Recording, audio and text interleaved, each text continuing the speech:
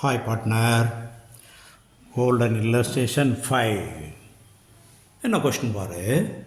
From the following information, calculate the adjusted average business profit. எதுக்கு valuation of goodwill வரும்போது business ப்ராஃபிட்டில் தான் average கண்டுபிடிச்சி goodwill கண்டுபிடிக்கணும். அது என்ன பிஸ்னஸ் ப்ராஃபிட்டு? நம்ம ப்ராஃபிட் அண்ட் லாஸ் அக்கௌண்ட்டில் கிரெடிட் சைடு எக்ஸஸ் வந்தால் நெட் ப்ராஃபிட்னு எழுதுவோம். ஆனால் ப்ராஃபிட் அண்ட் லாஸ் அக்கௌண்ட்டில் பிஸ்னஸ் சம்பந்தமில்லாத இன்கம் கிரெடிட் கொடுத்துருக்கலாம், பிஸ்னஸ் சம்பந்தமில்லாத எக்ஸ்பென்சஸ் டெபிட் கொடுத்துருக்கலாம். அதெல்லாம் கோல்டன் பாயிண்டில் தெளிவாக சொல்லியிருக்கேன் உனக்கு. அப்போ அந்த மாதிரி P&L அக்கௌண்ட்டில் நான் பிஸ்னஸ் இன்கம் இருந்தால் அதை மைனஸ் பண்ணிடு. P&L அக்கௌண்ட்டில் டெபிட் சைடில் நான் பிஸ்னஸ் எக்ஸ்பென்சஸ் எழுதியிருந்தாங்கன்னா அதை ப்ளஸ் பண்ணிக்கோ. இதுதான் கணக்கு. அப்போ அந்த அடிப்படையில் இங்கே என்ன கொடுத்துருக்காங்க பாரு. Profits for the year. Okay, எத்தனை வருஷம்? 1 2 3 3 வருஷம் தான் கொடுத்துருக்காங்க. அப்போ குழப்பம் இல்லை. ஏன் நான் ரெக்கரிங் இன்கம், அது என்ன நான் ரெக்கரிங் இன்கம்? எப்பயோ ஒரு தடவை கூட வரக்கூடியது. இது எக்ஸாம்பிளாக சொல்லலாம், நம்ம அந்த இன்சூரன்ஸ் கிளைம் ரிசீவ்டு, இது எப்பயாவது ஒருக்கா வரக்கூடியது. Loss on fire P&L account debit சைடில் வரும்.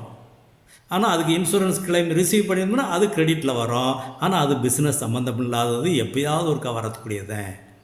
அப்போ அது சேர்ந்துருக்கு எதில்? இன்கமில் சேர்ந்துருக்கு. இன்கமில் சேர்ந்துருந்தால் ப்ராஃபிட் கூடுதலாக காட்டியிருக்கோம். அது சரியில்லை, அதை மைனஸ் பண்ணிடு.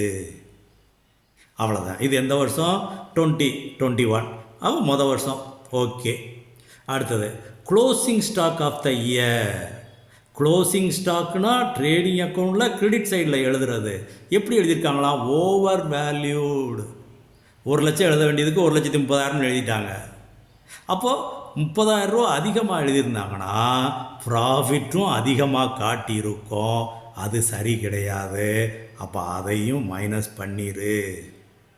ட்ரேடிங் அக்கௌண்ட்டில் கிரெடிட்டில் வரக்கூடியது. அதே நேரத்தில் பாரு, இது எந்த வருஷம்? 21-22 க்ளோசிங் ஸ்டாக் மட்டும் கொடுத்துருக்காங்க. 21-22ங்குது இந்த 1,50,000.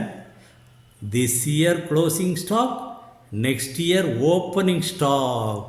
அப்போ இது அடுத்த வருஷம் ஓப்பனிங் ஸ்டாக்கில் அதிகமாக எழுதியிருப்பாங்க. ஓப்பனிங் ஸ்டாக்கில் அதிகமாக எழுதுனா என்ன ஆகும்? ப்ராஃபிட்டை குறைச்சிரும். அப்போ அங்கே உள்ள ப்ராஃபிட்டு குறையா காட்டியிருக்கோம். அப்போ அதை அடுத்த வருஷம் 23ல் ஓப்பனிங் ஸ்டாக்கில் ஓவர் வேல்யூன்னு போட்டு ப்ளஸ் பண்ணிக்கணும். இதுதான். அப்போ இந்த அடிப்படையில் நீ ப்ராஃபிட்டை கண்டுபிடிச்சின்னா that is adjusted average business profit. பாரு, அவங்க கொடுத்துருக்க ப்ராஃபிட் எழுதிடுறோம். அட்ஜஸ்ட்மெண்ட் எதுக்கெல்லாம்? நான் ரெக்கரிங் இன்கம் மைனஸ் பண்ணிடு, ப்ராக்கெட்டில் போட்டிருக்கேன். Closing stock over valued minus, next இயரில் opening stock over valued plus. அப்போ டோட்டலாக 4,80,000. ஆவரேஜ் 3 ஃபிகர் கூட்டியிருக்கோம், அதனால் டிவைடட் பை 3, தட் இஸ் 1,60,000. அப்போ இதில் கால்குலேட் அட்ஜஸ்டட் ஆவரேஜ் பிஸ்னஸ் ப்ராஃபிட்னு கேட்டிருக்காங்க. அதை மட்டும் சொன்னால் போதும். குட்வில்னு கேட்டிருந்தாங்கன்னா நம்பர் ஆஃப் பர்ச்சேசிங் இயர்ஸ்ன்னு ஏதாவது கொடுத்துருப்பாங்க. அதால் இதை மல்டிப்ளை பண்ணினா தட் இஸ் குட்வில். அப்போ இது தெளிவாக இருந்தால் நீ ஈஸியாக குட்வில்லை கண்டுபிடிச்சிருவ. அதுக்காக தான் இந்த இல்லஸ்ட்ரேஷன். ஓகே.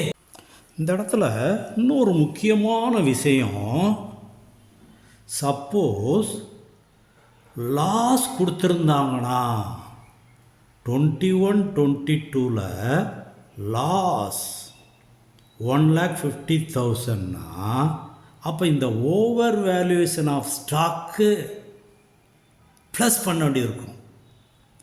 ஏன்னா அங்கே ஓவர் வேல்யூ பண்ணியும் லாஸ் வருதுன்னா அப்போ அதை கரெக்டாக குறைச்சி எழுதியிருந்தோம்னா லாஸ் இன்னும் கூடும்.